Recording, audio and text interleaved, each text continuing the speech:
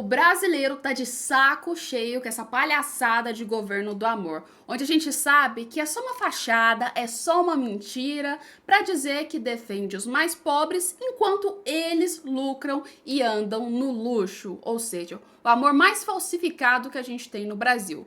Enquanto a mídia defende esse amor, a gente tem do outro lado o que eles chamam de governo do ódio, que segundo eles é um governo que quebrou a economia brasileira, é um governo que literalmente era intolerante, não é mesmo? Mas aí, vendo a situação que o Brasil tá hoje, me responde, você preferia ficar com o governo do amor ou esse governo do ódio?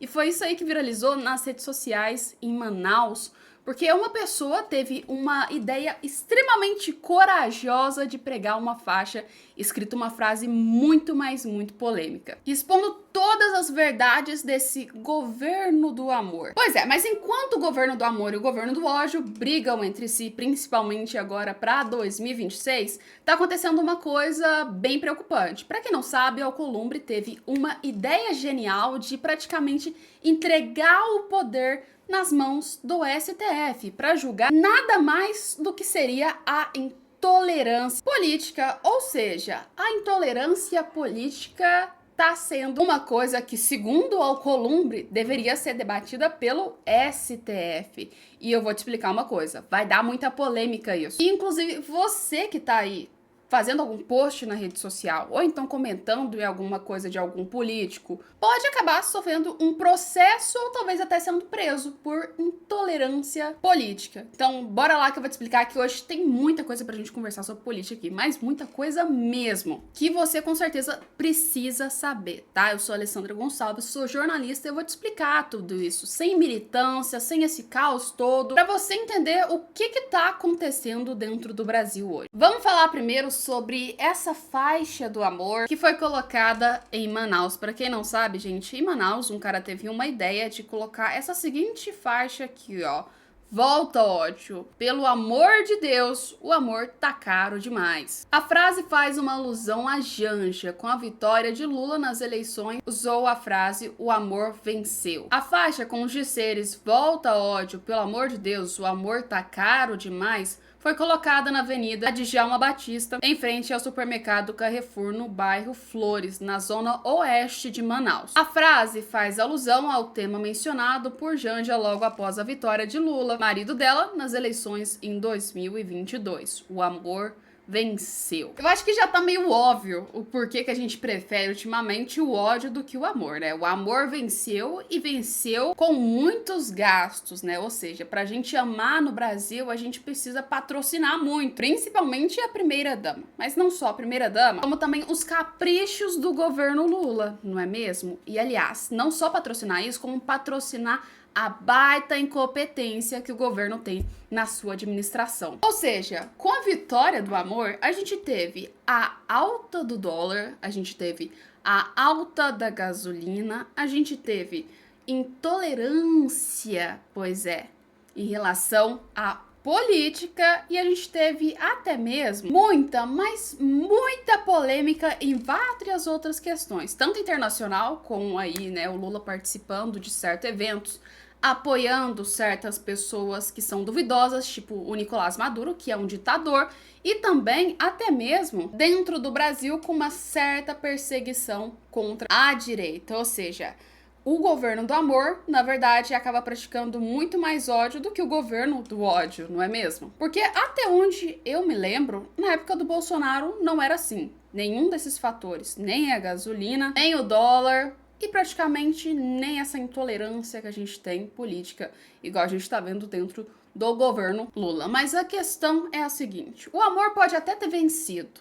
nessas eleições, mas em 2026 eu acho que talvez o amor não possa ser a opção que as pessoas vão escolher. Talvez o ódio vença em 2026. Mas e você? Põe aí nos comentários o que você acha. Já que a gente falou nessa faixa, a gente falou sobre intolerância religiosa, política, vamos falar que esse cara que pregou essa faixa aí pode claramente, possivelmente, ser julgado pelo STF. Se por acaso eles entenderem que isso é intolerância política. Aí você me pergunta, quem foi a pessoa genial que quer deixar com que o STF julgue esses casos? Pois é, foi ninguém mais, ninguém menos do que o Alcolumbre, ou seja, um dos caras que está sendo indicado para pegar a presidência do Senado. Aí você já consegue imaginar a situação, né? O Alcolumbre tá querendo fazer exatamente o seguinte, fazer acordos para avançar com o PEC, que estabelece julgamento de crimes de intolerância políticos e atos contra a democracia, que sejam nada mais nada menos do que competência exclusiva do STF. Assim, né? Depois de tudo que a gente já viu no Brasil, será que isso é a melhor opção nesse momento agora? Será que tem que caber ao STF julgar isso? Uma, que a gente já começa aí com um projeto, uma PEC que já é inconstitucional. Uma, que o STF normalmente julga pessoas que têm foro privilegiado. Só que isso já foi claramente mostrado pra gente que não é bem assim que funciona. Um exemplo, o Bolsonaro, né? Vamos dizer, o Bolsonaro tinha foro privilegiado na hora que ele foi julgado? Não tinha, né? E sem contar que pode sim julgar casos que não são de foro privilegiado, mas aí teria que ter uma repercussão geral e é uma situação bem complicada. Mas vamos voltar para o assunto. A grande questão, até agora o STF estava jogando meio que em relação à intolerância política e atos como democracia, coisas que eram polêmicas e que tinham uma repercussão maior. Por exemplo, inquérito das fake news, pessoal que foi associado ao 8 de janeiro, ou seja, e até agora as decisões que o STF fizeram veio com uma justificativa prévia, que no caso era então, por exemplo, você está sendo julgado porque você participou ao 8 de janeiro, você está sendo julgado do inquérito das fake news porque você participou. Resumindo, até agora as decisões do STF foram tomadas, mas com relação a alguma coisa. Se você não tivesse relação a nenhum desses eventos que aconteceu, muito dificilmente o STF poderia julgar. Mas com essa PEC é literalmente falar: olha, faz o que você quiser, STF. Faz o que você quiser. E se eles entenderem, logicamente, que o que você diz é contra uma intolerância política, eles vão poder julgar você. Se eles entenderem que o que você está falando é um ato contra a democracia, eles vão poder julgar você. E vamos começar a história já assim, né? O que é atos contra a democracia, né? Já vamos começar daquele jeito. E assim, né? O que é intolerância política?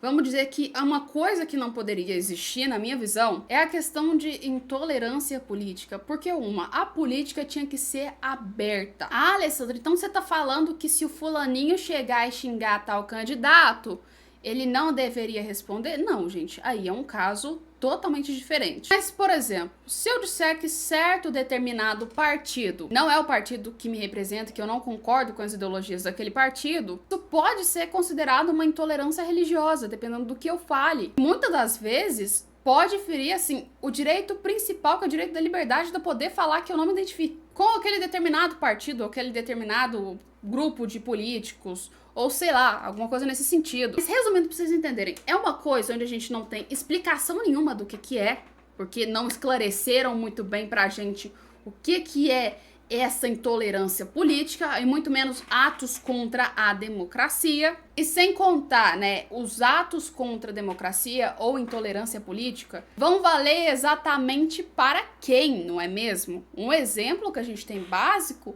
é o que aconteceu no 8 de janeiro, o que aconteceu na época do Temer, pedração da Fiesp. A gente pode usar esses exemplos? Será que esses inquéritos, ou será que praticamente com o STF tendo esse poder, será julgado da mesma maneira? Ou será que não irá ser julgado da mesma maneira? Porque tivemos exemplos semelhantes e decisões diferentes. E sem contar, para piorar de tudo, a ideia do Alcolumbre é uma coisa que tá completamente assim, distante do que o partido tá querendo. Que para quem não sabe, a União Brasil tá se distanciando cada vez mais do Lula, de polêmicas. E o Alcolumbre lança uma dessa agora, nesse momento, né? Mas dá uma olhada pra vocês entenderem o nível.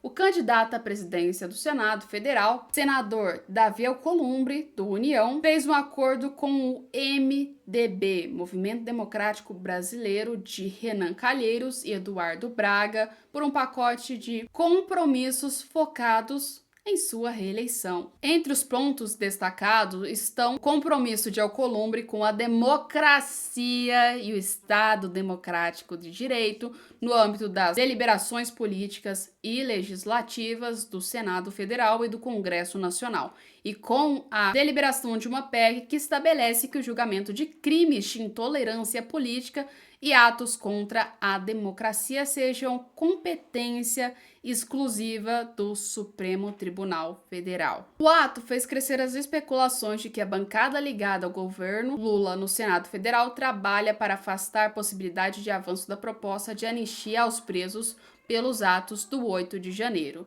Nessa carta, assinada pelos integrantes da bancada, os senadores medibistas defendem permanente diálogo institucional entre os poderes da República, celebrando a tramitação e deliberação da PEC 35 de 2022, sobre crimes contra o Estado Democrático de Direito. Resumindo, para vocês entenderem, o Alcolumbre pensa em conseguir uma aliança política maior, mais forte, tanto com o governo quanto com vocês sabem quem, eu não vou falar nomes ou organizações, quem entendeu, entendeu, para se consolidar e então conseguir se tornar o próximo presidente do Senado, principalmente pensando em reeleição. Só que ele tem que lembrar que a reeleição pode ser um pouco complicada para ele com esse certo apoio. Mas a questão, enquanto o Alcolumbre está focado em praticamente fazer a sua consolidação política e se tornar o presidente do Senado, por outro lado, o governo Lula tenta cada vez mais se distanciar do União Brasil, ou vice-versa, né? A União Brasil quer se distanciar do governo Lula. Tá vendo que não tá colando mais esse sistema. Procura se distanciar. Mas assim, vamos falar de um outro tema agora. A gente ainda tem dois temas para falar nesse vídeo. Um é sobre um vídeo do Caio Coppola, que deu muita polêmica, e também sobre o que a gente pode dizer das decisões do STF, como já falamos, mas principalmente, você sabia que um ministro da STF, além de receber o seu salário bem alto, bem generoso, ele também tem aviões que podem ser usados. Mas lembrando, para compromissos que são importantes para o governo, então, reuniões, não é mesmo? Só que assim, né, é o Brasil. É o Brasil e no Brasil a coisa funciona diferente. E o Barroso usou um avião da FAB, lembrando, um avião público para ir no casamento do Flávio Dino. Resumindo, ele usou uma coisa pública, obviamente, para ir numa coisa muito, mas muito relevante para os brasileiros, né? Que é no casamento de um dos seus colegas de trabalho. E lembrando, quem tá pagando gasolina, inclusive esses aviões, é você. Enquanto políticos, ministros e assim, um pouco mais, né, do governo, usam esses aviões não só para reuniões importantes, mas também como para, de certa forma, uma coisa pessoal, né? Porque desculpa, mas vamos falar assim, aonde que isso tem a ver com alguma coisa que interessa a República do Brasil e no casamento do seu colega de trabalho? Desculpa, gente. Mas assim, as coisas no Brasil estão tomando um nível perdido. Ainda cantou lá o Barroso, né, praticamente. Olha lá. O presidente do Supremo Tribunal Federal, Luiz Roberto Barroso, usou a aeronave da Força Aérea Brasileira para ir ao casamento do seu colega de corte, o ministro Flávio Dino. No último sábado, a festa foi realizada em Raposa, no litoral do Maranhão. Barroso estava no Rio de Janeiro quando pegou a aeronave da FAB para ir para São Luís. O voo partiu das 11h15 no sábado do aeroporto de Galeão, no Rio. Chegou às 2h15 na capital maranhense. De acordo com o comando da aeronáutica, a viagem teve 4 passageiros, ou seja, não era só o Barroso que estava dentro. E a FAB não divulgou os nomes desses por questão de segurança. Lembrando, questiono muito essa questão desses sigilos de segurança quando a gente está falando de uma coisa que foi usada num evento particular, que era o casamento do Dino, só que o meio de transporte foi com dinheiro público. Por que os brasileiros não podem saber quem estava dentro de um voo onde eles pagam com seus impostos para que aquele voo decole, não é mesmo? Por que não? Eles colocam as regras. O uso da aeronave por Barroso não é legal, segundo o decreto 10 de 10.269 de 2022, que prevê o uso de avião da FAB pelo vice-presidente, presidente do Senado, presidente da Câmara dos Deputados, Supremo Tribunal Federal, os ministros do Estado, depois ocupantes dos cargos públicos, prerrogativa de ministros estaduais, comandantes das Forças Armadas e chefes de Estado-Maior Conjunto das Forças armadas. As autoridades podem solicitar viagens pelos seguintes motivos: segurança, emergência médica, viagens a serviço, deslocamento para locais de residência permanente. Ou seja, tá escrito casamento em alguma dessas abas? Mas provavelmente assim. Mas assim, né, praticamente deve ter se enquadrado na parte de emergência ou de segurança. Mas assim, por que um ministro do STF não pode pegar um voo comercial? Ou qualquer outra coisa nesse sentido. Já recebem um salário altíssimo e era uma coisa particular. Mas é isso. Será que um ministro conseguiria pegar um voo tranquilamente, já que o Brasil ama a Suprema Corte que tem? Será que isso iria acontecer? Não sei. Põe aí nos comentários o que você acha. Você acha que um ministro conseguiria andar tranquilamente no meio do povo? Assim como políticos até mesmo fazem, assim como um cidadão normal faz? Põe nos comentários. E vamos falar agora do vídeo do Caio Coppola. Assistam esse vídeo que vocês vão entender a polêmica que ele é. Né? Que o mercado, ele não é contra o Lula. Ele é cúmplice do Lula. O problema é que o mercado viu que não adianta ser cúmplice de um kamikaze. Ou seja, não adianta ser cúmplice de um capitão que afunda o navio. Então o mercado pulou fora. Mas esse papinho de que o mercado é contra o Lula é balela, é conversa fiada. O mercado assinou a carta pela democracia. O mercado foi conivente. Se o mercado está descolando do Lula agora, é porque, vamos lá, volta ódio porque o amor tá caro demais. É por isso que o mercado agora deu marcha ré. Vamos lá. Fato. Coppola escancara que o problema do mercado com o governo Lula não é ideológico. Muito pelo contrário. Boa parte fez o L. A questão é realmente técnica. Estamos indo para o abismo. Ou seja, tá vindo pro buraco, né? Fall total. Beleza? Escuta o que o Caio Coppola falou. Vale a pena a gente fazer essa análise aqui, porque realmente o cara detonou, tá? Presta atenção. Olha, só recapitulando alguns dados aqui. 90% do mercado reprova o governo Lula e 100% do mercado está pouco ou nada satisfeito com o pacote fiscal anunciado pelo ministro Tachad. O apelido pegou. Bom, endereçando a crítica aqui do meu estimado debatedor, quem é esse tal mercado que tanto rejeita as políticas do governo petista? São 105 agentes do setor financeiro, entre gestores de fundo de investimento, economistas, analistas e tomadores de decisão, que foram ouvidos pelo Instituto de Pesquisa Quest. Portanto, o mercado, nesse contexto, pelo menos, são alguns dos maiores especialistas do país em finanças privadas. É gente graúda que decide, que influencia para onde que flui a corrente de riqueza que circula pelo sistema financeiro nacional. Será que eles têm algum viés contra o lulopetismo? Muito pelo contrário. A Faria Lima foi cúmplice da volta do PT à cena do crime. Essa frase deveria ir para o livro de história. A Faria Lima foi cúmplice da volta do PT. O mercado foi cúmplice. Atacaram Bolsonaro como se não houvesse amanhã. Presta atenção. Comunicado do Banco Credit Suisse aos seus correntistas em 2022, aspas, se Lula for eleito, ele será pragmático, com aprovação de reformas e com algum avanço no processo de consolidação fiscal. Lula avançando na consolidação fiscal. Não, peraí. O banco, né, mandou recado para os seus correntistas e falou, não, vota no Lula que a economia vai melhorar. Se for... Na mosca, hein?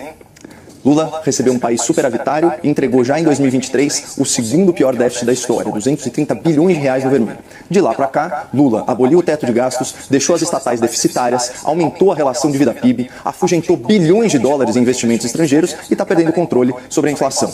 Se o Credit Suisse ainda existisse, os responsáveis por esse relatório certamente seriam demitidos. Mas, voltando aqui para as eleições passadas, manchete da Folha, outubro de 2022, Faria Lima progressista promove jantares para aproximar indecisos de Lula. Até mesmo acionistas de grandes instituições entraram no ringue do lado vermelho. A senhora Neca Setúbal, herdeira do Itaú, uma fortuna aí calculada em quase 2 bilhões de reais, fez campanha para Lula e Haddad. O que, aliás, se provou ser um excelente investimento. Portal G1, junho de 2024. Lucro dos bancos bate recorde histórico e soma 144 bilhões em 2023, aponta Banco Central. E uma última manchete aqui de 2022, dessa vez da revista Veja. Um dos maiores investidores do país compara Bolsonaro a Dilma e poupa Lula. O senhor Luiz Stuhlberger, que é um reconhecido gestor de fundos, definiu a escolha de 2022 da seguinte forma. Usando uma linguagem das ruas, é um psicopata contra um incompetente bem-intencionado. E sobre o Lula da Silva, esse tal, aspas, incompetente bem-intencionado, ele fez a seguinte previsão. Não acho que um Lula revanchista, ou um Lula sindicalista, ou um Lula de esquerda vão predominar. Alguém, por favor, dá o troféu Credit Suisse para o senhor Stuberger. Pois é, como é que um cara como Stuberger erra assim? Todo mundo avisou. Um Lula revanchista, um Lula vingativo, um Lula, sabe, totalmente ideológico, voltou e está quebrando o país. Nó, será que essa galera estava preparada para isso mesmo? Ou que se dane o Brasil? Eles tiveram o lucro deles, já ganharam o deles, agora já não está dando mais certo e pularam fora. Eu aposto nisso. Mas justiça seja feita. De lá para cá, o Luiz Stuberger, assim como vários outros Faria Limers, já fizeram seu treino de triatlo, já vestiram seus sapatênis, se olharam no espelho e reconheceram que foram enganados pela máquina de propaganda petista. Vejamos aqui o que diz o senhor Luiz Stuberger hoje em dia. Aspas. Eu me penitencio por ter acreditado que o PT poderia, minimamente, ter alguma seriedade fiscal. Então, essa aterrissagem, na realidade, ela aparece na pesquisa Quest, Basílio. Em julho de 2023, 56% do mercado avaliava o governo Lula como regular ou bom. Agora, só 3% aprovam o governo, 7% o classificam como regular e os outros 90%, como nós vimos, reprovam as políticas fiscais e econômicas de Lula e Haddad. Ou seja, a rejeição do mercado ao governo Lula não é de viés ideológico, como propôs o meu estimado debatedor. É uma rejeição técnica, é uma reação a medidas que estão endividando o país, endividando as estatais, endividando as famílias brasileiras e comprometendo o futuro da nossa economia. E desculpa me estender, mas para fechar, Basília, sabe quais são os dados aqui que mais me preocupam nessa pesquisa? Esses aqui. 96% do mercado considera que a política econômica está indo na direção errada. 88% dos agentes econômicos acreditam que a economia brasileira vai piorar no ano que vem, 2025. E, finalmente, 67% dos entrevistados disseram que vão aumentar seus investimentos, mas lá no exterior.